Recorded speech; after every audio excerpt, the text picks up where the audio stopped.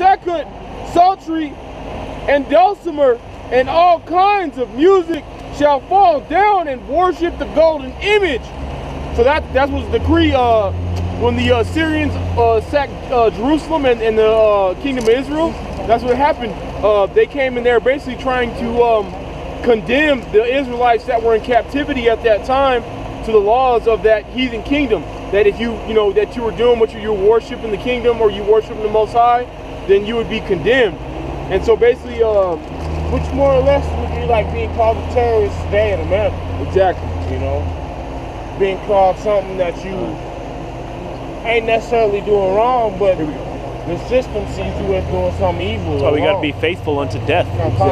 Exactly. And then 19 says, then was Nebuchadnezzar full of fury, and the form of his visage was changed against Shadrach, Meshach, and Abednego. And those are the three men that basically were coming against the decree that Nebuchadnezzar's mages and his wise men and his people that were like, hey man, you made this decree that if you bow down before the image of another god other than Nebuchadnezzar, then you shall be burned in a pit of fire.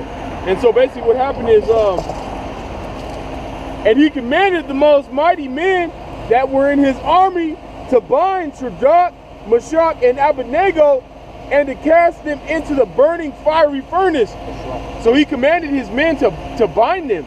Just like in America, the Trump is going to bind these brothers out here in these streets that are doing what we're doing, and they're gonna bind us. They're gonna throw us in camps. They're gonna take our family members and they're gonna hurt them. They're gonna kill them.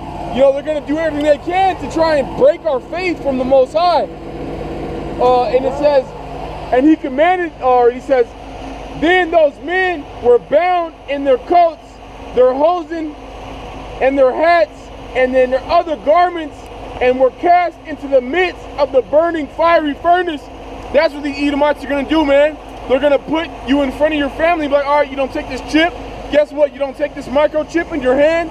We're going to put you in the guillotine. We're going to put your head in the guillotine and you're going to die, okay?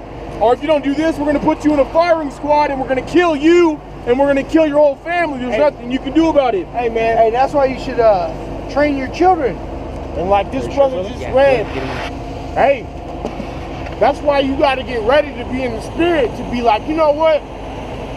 Eat a dick, Esau. I'll die for this truth, man.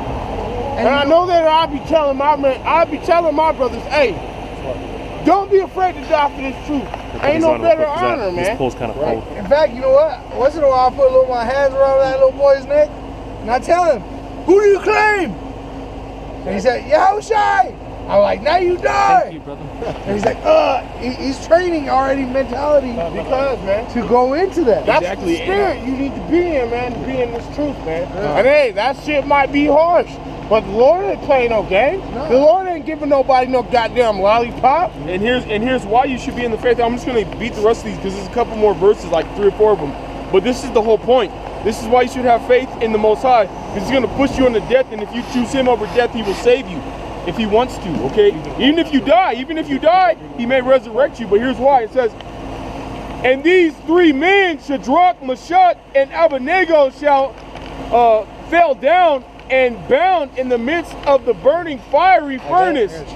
Then Nebuchadnezzar the king was astounded and arose up in haste and spake and said unto his counselors, did not we cast 3 men bound in the midst of the fire?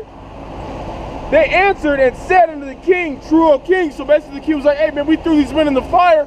Why are they still alive? They said that we were not going to commit to the visage of Nebuchadnezzar. We threw them in a fiery pit. Why are they still alive? How are they still alive? They're in fire. They're still breathing. The fire is not burning their skin, not burning their clothes. What the hell is going on? He answered and said, lo, I see 4 men loose walking in the midst of the fire, and they have no hurt. And the form of the 4th is like the Son of God, man. An angel came down from heaven and he saved those men. That's the spirit that we have to be in these end times, man. Have faith. You have to have that faith to know that if you give your life for this truth and for your brothers and for the Most High and His Son and this doctrine, no matter what happens, whether you have somebody that has a gun to your head or they have your family member, your kid, your son, your daughter, your wife, they're about to murder them, no matter what, you have to praise the Most High because these devils will do that.